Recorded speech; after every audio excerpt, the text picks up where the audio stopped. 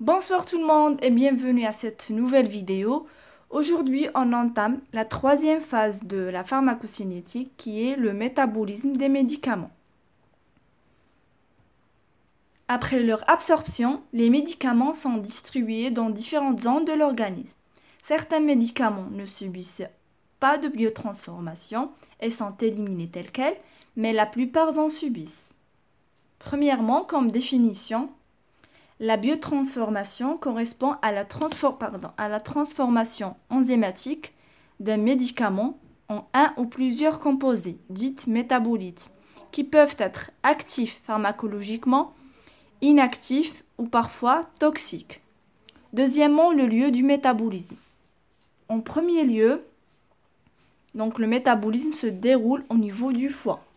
En raison de sa localisation anatomique, de son débit sanguin, parce qu'il reçoit par la veine porte environ 1,5 litres par minute, et enfin de sa richesse en enzymes microsomales. Il y a d'autres organes qui participent comme les reins, les poumons, l'estomac, l'intestin, la peau, les glandes surrénales et le cerveau. Le métabolisme au niveau cellulaire, il se déroule dans le réticulum endoplasmique, principalement parce qu'il contient les enzymes microsomales, et le cytosol. Il contient les enzymes cytosoliques, et à moindre degré dans les mitochondries, la membrane nucléaire et la membrane cytosolique. Voilà. Troisièmement, l'intérêt du métabolisme. Le métabolisme du médicament aboutit à la formation d'une molécule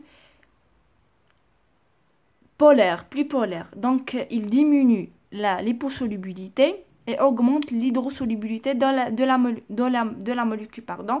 Donc, il donne des substances plus polaires et par la suite facilement éliminées par les reins.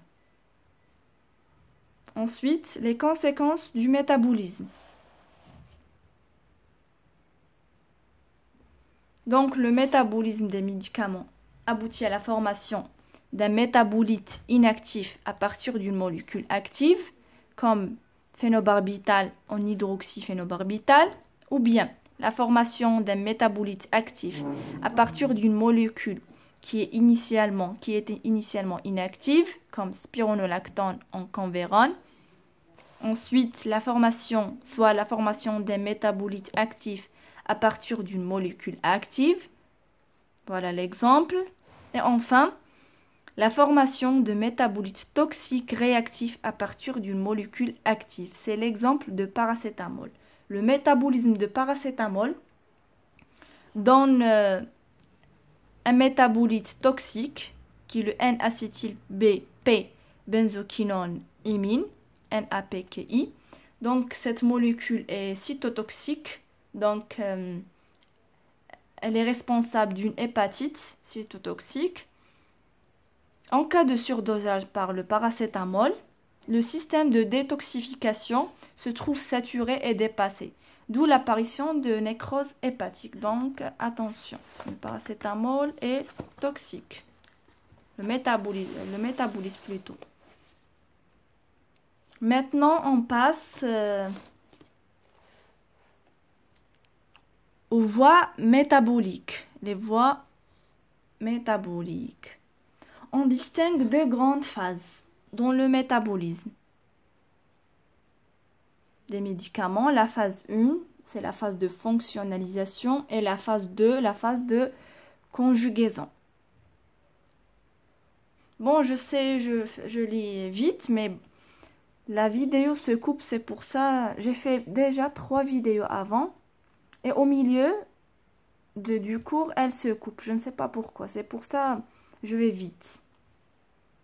Donc, on commence par la première phase, la phase de fonctionnalisation. Bon, cette phase, elle modifie la structure primaire de la drogue en donnant naissance à des métabolites à groupement polaire, plus la création sur les molécules des sites de conjugaison. Bon, cette phase n'est pas obligatoire. Il y a certains médicaments peuvent subir directement la phase 2. Voilà. Les réactions de cette phase, à savoir la première, c'est la réaction d'oxydation, c'est la principale de cette phase. Les enzymes de cette réaction sont des monooxygénases. Deuxième réaction, c'est la réaction de réduction. Les enzymes sont des réductases, par exemple la réduction de prédnisone en prédnisolone. Et enfin, la réaction d'hydrolyse. Les enzymes sont des estérases et des amidases. Exemple,